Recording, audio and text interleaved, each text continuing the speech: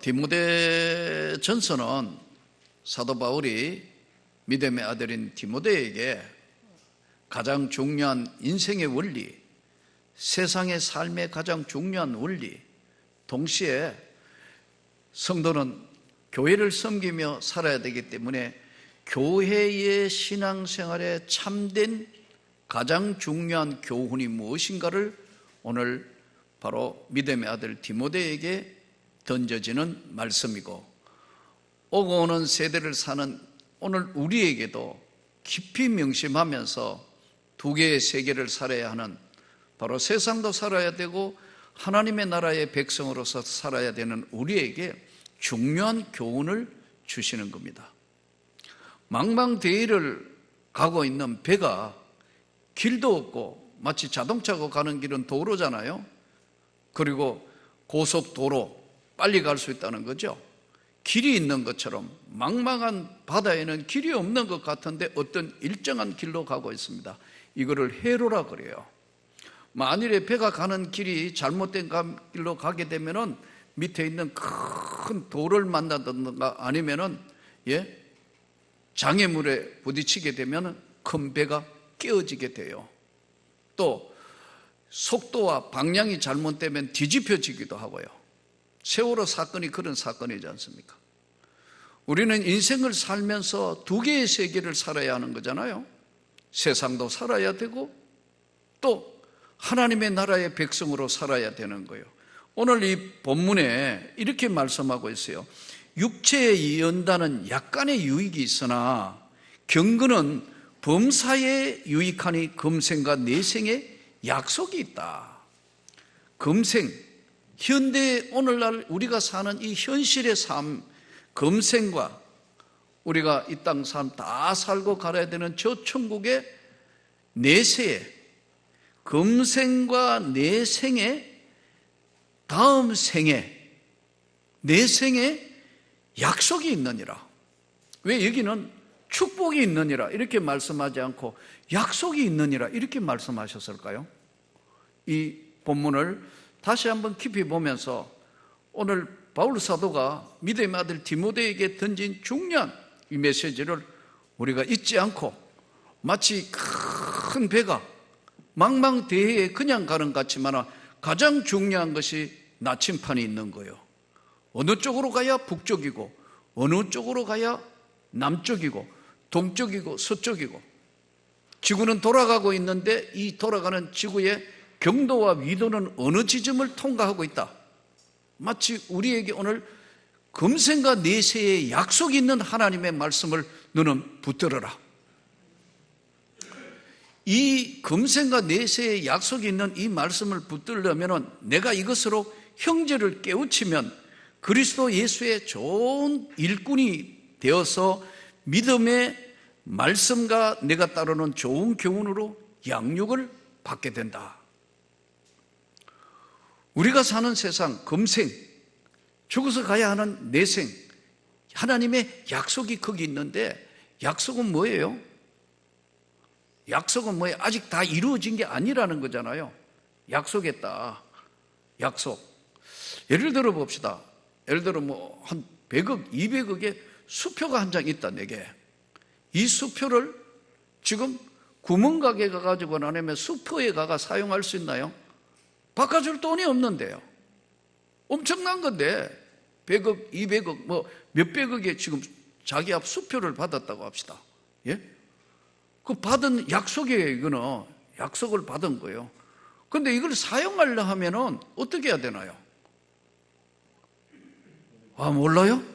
은행에 가야 되는 거 아니에요? 은행에 가서 바꿔야 되는 거 아니에요? 그래야 내 돈이 되는 거 아니에요? 지금 종이만 들고 있으면 내 돈이, 이거는 금액이 너무 크면 사용을 못 해요.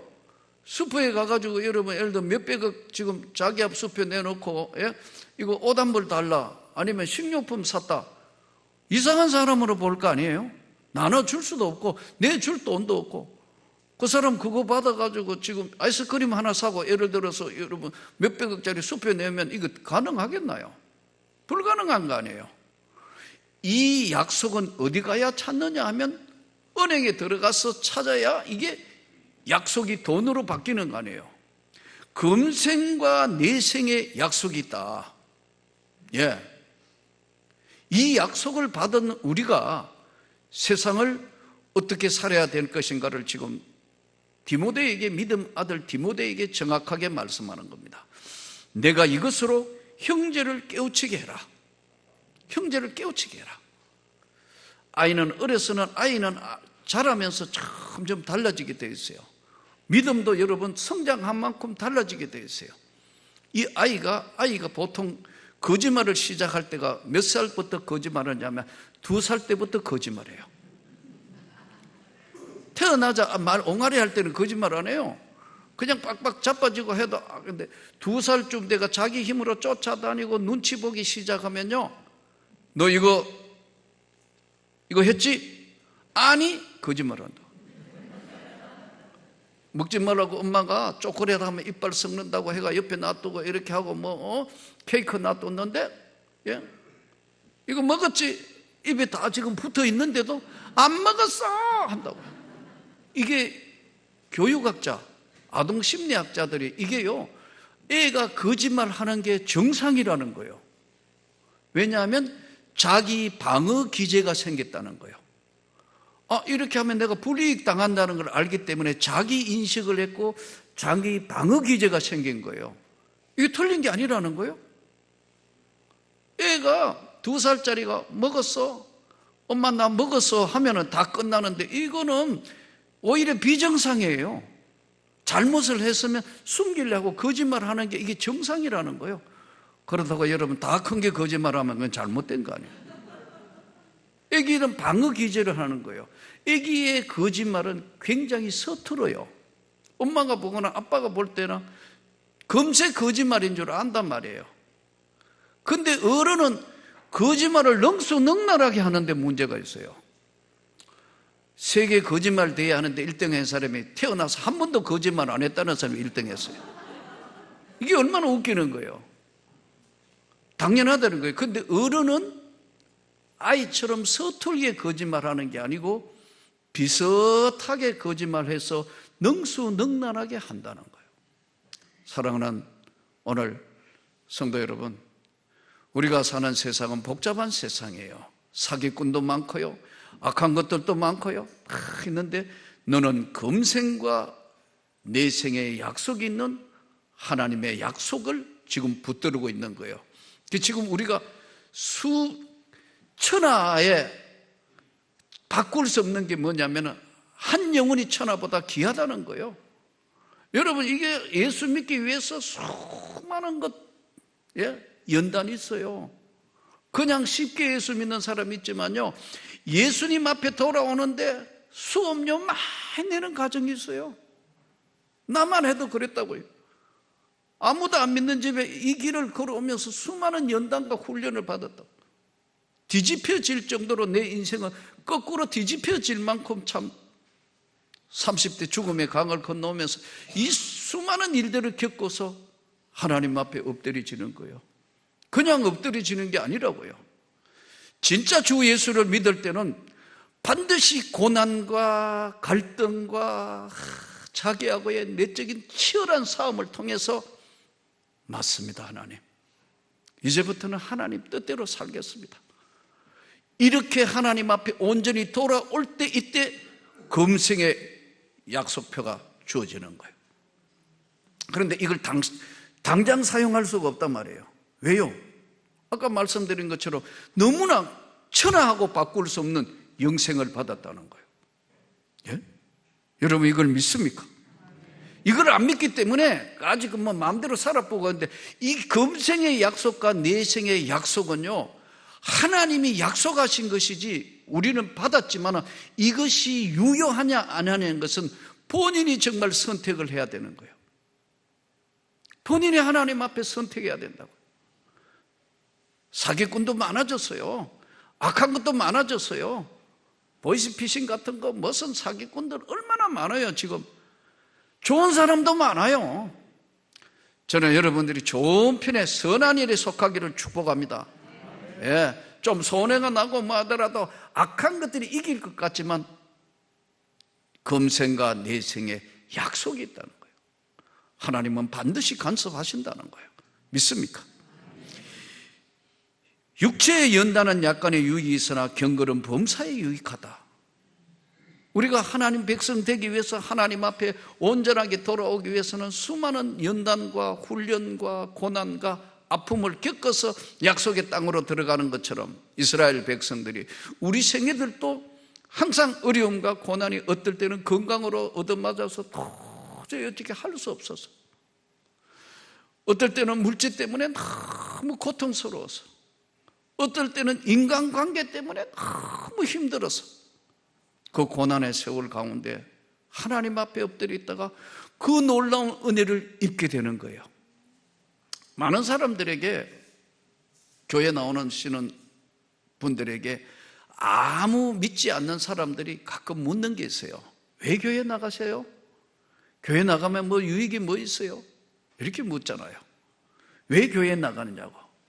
제가 여러분에게 한번 물어볼게요. 여러분은 왜 교회 나가시는 거죠? 아무 생각 없어요? 누구 지금 초심자가 안 믿는 이웃 사람이 옆에서 열심히 교회 나오고 신앙생활 하니까 교회 나가세요? 왜 교회 나가시죠? 이러면 뭐라고 대답하는 거예요? 천차만별이에요. 교회 나가니까 마음이 편하다, 자녀들이 잘 된다, 또 하나님이 기도를 들으셔서 뭐 치유해 주시기도 한다, 축복하신다, 뭐 여러 가지 있겠죠. 각자 대답이 다르다고요. 저에게 한번 물어보세요. 목사님 왜 교회에 나오셨고 왜 목사가 되었는가? 주 예수를 믿어라. 그래야만 너와 내 집이 구원을 받으리라. 성경적 답변이에요. 근데 이 방향타가 없으니까요, 왔다 갔다 하는 거예요. 다 알아요. 우리는 이미 다 안다고. 교회 나오면 영적 생활로 편안하고 마음의 위로를 받고 은혜의 삶을 살고 우리가 죽음 후에 천국의 저 빛나는 나라에 들어가고 이 땅의 삶도 하나님이 우리에게 은혜를 베푸시고 비록 고난과 아픔과 힘듦과 외로움이 있지만 반드시 승리하게 해주신다는, 다 알아요. 그렇지만 한마디로 정리해가 이야기하라면 답변이 잘 안 돼요. 주 예수를 믿어라. 그래야만 너와 내 집이 구원을 받으리라. 약간의 유익이 있는 것은, 이 육체에 연다는 약간의 유익이 있지만 경건은 범사에 유익하다. 약간의 유익. 몸도 여러분 운동을 해야 건강해지잖아요. 그렇잖아요? 예. 보니까 뭐 코로나 시대 오니까 막 하여튼 만보 걸으려고 뭐 지금 노력들 열심히 하더라고요. 요즘 저는 저절로 만보예요. 차 타기 왔다 갔다 하는 것보다 걷다가 보니까 저절로 만보씩 저절로 걷게 되더라고요. 사랑하는 성도 여러분, 육체의 훈련도 건강하도록 많이 걷고 훈련하고 운동하면 건강해지듯이 영적인 것도 경건에 이룰 수 있다는 거예요. 경건은 유익을 주는 거다. 영적 생활. 대부분 기도 안 하는 사람 어디 있어요? 그렇잖아요? 우리가 다 기도하잖아요. 저는 이 고난의 시간 진짜 하나님 앞에 뼈아픈 기도를 해봤고 또 지금도 하고 있어요. 기도가요, 일정 수준의 기도가 있어요. 우리가 평소에 늘 하는 기도가 있다고. 기도의 제목들 여러 가지 기도가 이게 평상 기도가 있어요. 평소에 하는 기도. 그런데 비상 기도는 이걸 뚫고 넘어가는 거예요. 비상 기도는 여러분의 가정에 진짜 크나큰 문제가 생겼다, 죽고 살아나는 문제가 생겼다, 다른 기도는 다 없어져 버려요. 하나님 반드시 응답하셔야 된다고 막 매어달린다. 예? 삶과 죽음이 엇갈리는 그런 순간에, 또 아니면 아주 위급한 순간에 기도는 비상기도가 나오는 거예요. 다윗의 기도가 그랬어요. 바울의 기도가 그랬어요. 베드로의 기도가 그랬어요. 저와 여러분의 기도도 똑같은 줄 믿습니다. 이 기도의 세계도 여러분 깊은 기도의 세계에 들어가면 어떤 평상을 뛰어넘고 역사를 하셔서 어떨 때는 하나님께서 깨닫게 해주시고 믿게 하시고 은혜를 베풀어 주시고 도와주시는 하나님, 저는 이 금생에도 잘 되기를 축복합니다. 응답받기를 축복합니다. 그러나 상황이 쉽지 않다는데 항상 문제가 있습니다. 목회자 나름대로의 영적 싸움을 계속해야 합니다. 신부님이나 절에 계시는 스님들 또는 이런 분들은 대부분 보면 혼자 사시는 분들입니다. 그렇잖아요? 가정을 가지지 않잖아요. 신부님들 독신제니까. 성녀 되시는 분 대부분 보면은 결혼하신 분도 있지만 대부분 혼자 사시죠. 이분들은 자기 관리만 하면 돼요. 그렇잖아요? 대부분 보면 굉장히 철학적이에요. 삶의 유머도 많아요. 또 굉장히 사변적이고 철학적인 분들이 내가 만나본 성녀나 스님들이나 또 신부님들은 그런 분들이 꽤 있더라고요. 목회자는 이분들이 하나님의 나라의 영적 세계의 영성을 유지하기가 훨씬 쉬워요. 가정을 가지고 있고 아내가 있고 자식이 있고 이 목회자는 두 가지 경건 훈련을 하기가 결코 만만하고 쉽지 않습니다. 그런데 더 놀라운 사실은 현재 금생을 이해할 수 있기 때문에 목회라는 것은 결혼을 하지 않고는 할 수 없는 이유가, 왜냐하면 여러분의 가슴 아픈 사연, 자녀를 키워봐야 자녀를 아는 거 아니에요? 아기를 넣어본 사람과 안 넣어본 사람의 차이가 그거 아니에요. 아무리 이론적으로 설명을 해도 안 되는 거 아니에요. 몸으로 깨우쳐야 하는 거 아니에요. 이와 같이 여러분, 저는 여러분의 삶에 하나님의 영광과 하나님의 약속이 이 땅의 삶에도 직접 임하고 깨닫고 느끼고 누릴 수 있기를 축복합니다. 그래서 이 목회가 훨씬 더 어려운 것이 영성을 유지한다는 것이 쉬운 게 아니에요. 더더군다나 평신도 생활을 하는 여러분들의 신앙생활은 더 힘들다는 거예요. 나는 목회자니까 차라리 전무합니까? 오히려 이 두 가지를 분리해봐서 하지만 제가 해봤어요. 일반 목회자하고 다르게 직장생활을 오래 해봤다고 또 여기저기 돈을 벌여야 되겠다고 생각해서 온통 중동탄까지 쫓아가 봤어요. 그렇기 때문에 난 여러분의 삶이 진짜 어렵다는 걸 누구보다 잘 알아요. 새벽기도 하면 가장 영이 맑다는 걸 다 알아요. 그러나 새벽기도 계속해서 영성을 유지해서 새벽에 깊이 기도하려면 어떻게 해요? 저녁에 일찍 자야 돼요. 안 그래요? 밤 11시, 12시, 1시까지 동해물과 백두산이 마르고 닳도록 예전에 TV 치치치 끝날 때까지 그 보고 있는 사람 새벽기도 못 나오는 거예요. 왜? 일어날 수가 없는 거예요. 이 영적 생활을 유지한다는 것은요, 경건에 영으로 깨어 있어야 된다는 거예요. 내가 이것으로 형제를 깨우치라는 거예요. 아멘. 그 하나님의 거대한 능력과 권능이 여러분에게 임하기를 축복합니다.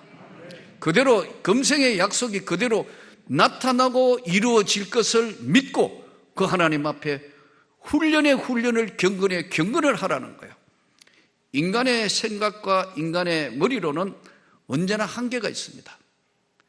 우리가 다 이해할 수 없는 세상과 이치를 깨닫기에는 철학적으로나 과학적으로나 논리적으로 설명 안 되는 게 많습니다. 특히 우리 믿음을 가진 우리 형제들에게는 믿음의 생활하는 우리에게는 두 가지 중요한 요소가 엇갈려 나타납니다. 내일을 알 수 없듯이 하나님의 금생의 약속, 내생의 약속을 확실하게 붙드시기를 바랍니다. 이러면 여기서부터 하나님이 길을 여시는 거예요. 그래서 하나님이 길을 여실 때는 우리가 처음에는 깨닫지 못합니다. 그러나 하나님이 길을 여시게 되면 지내놓으면서부터는 이게 하나님의 뜻이었구나. 이게 하나님이 내 인생을 이렇게 인도하셨구나. 그걸 깨닫게 하신다니까요. 우리 오늘 또 많은 사람들이 교회에 나와서 신앙생활 하기도 하고 또 세상 사람들은 교회를 다른 각도로 보기도 하고 종교는 똑같지 않느냐는 등 뭐는 어떠냐는 등 별 이야기 다 합니다. 주 예수를 믿으라. 그리하면 너와 너의 집이 다 영생 구원을 받고 이 약속의 말씀대로 하나님의 축복을 받으리라.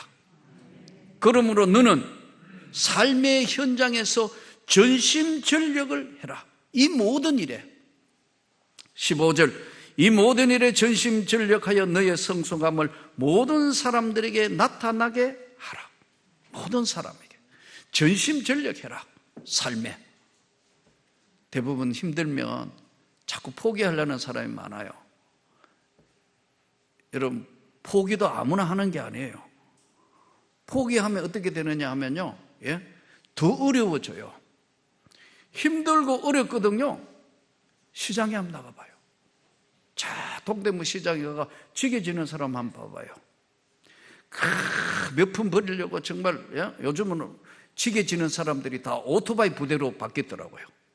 위험하잖아요. 근데 그 얼마라도 벌여야 되겠다는 그 삶의 시장 안에 가면 삶의 열기나 현장이요, 뭔가를 후끈하게 다르게 생각하게 만든다. 삶의 현장에 부딪히라는 거예요. 아멘. 삶의 현장을 피하지 말고 삶의 현장을 부딪히라는 거예요, 자꾸. 그러므로 이 삶의 현장에서 너의 완숙함과 너의 성숙함을 전심전력에서 해보라는 거예요. 대부분 아까 말씀드린 포기하는 사람이 많아요. 전 개척교회를 해봤어요. 방 안에서 했어요. 바닥에서 가장 낮은 인생살이를 해보면서 이 길을 걸어왔어요. 사랑하는 성도 여러분, 하나님은 약한 분이 아닙니다. 하나님은 작은 분이 아니라고요. 아니, 하나님은 사람이 아닙니다. 하나님은 오늘도 우리에게 비전을 주시면서 금생과 내생의 약속이 있다. 우리 자녀들이 잘 될 것을 여러분 믿습니까? 믿음이 있는 사람은 그걸 믿고 그것으로 따라가는 거예요. 그런데 그렇지 못하는 경우에는요, 우리는 전심전력하지 않게 돼요. 전심전력하는 사람 한번 보세요. 대충해가 되는 게 있나요? 인생의 모든 결론은 대충해가 되는 게 하나도 없습니다. 에베레스트 산 올라가는 사람들요, 우리가 볼 때는 이해할 수 없는 사람들, 목숨을 걸어놓고 그 설산에 8,000m 넘는 고봉에 3,000m만 넘어가면 사람이요, 고산증이 걸립니다. 숨쉬기 힘듭니다.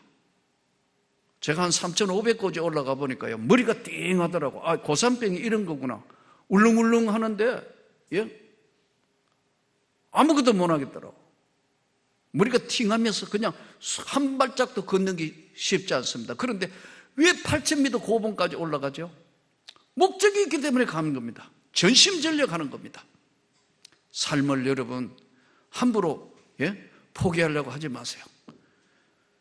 이 땅에 살아있다는 이 자체가 하나님의 은혜입니다. 살아있다는 건 다시 시작할 수 있는 겁니다. 교회도 분명한 비전이 있어야 합니다.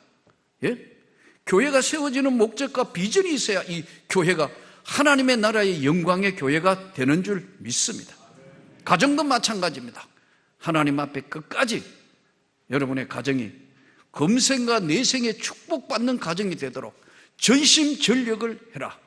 비록 너 삶에 여러 가지 여건과 환경과 어려움이 있다면요, 더 낮은 데 가서 한번 보라. 그 사람 삶이 어떻게 사는 것인가. 오늘도 여러분 인생 시계 나침반을 정확하게 주 예수께 맞추어 믿음으로 그 약속을 붙들고 승리하는 저와 여러분이 되기를 주 예수 이름으로 축복합니다.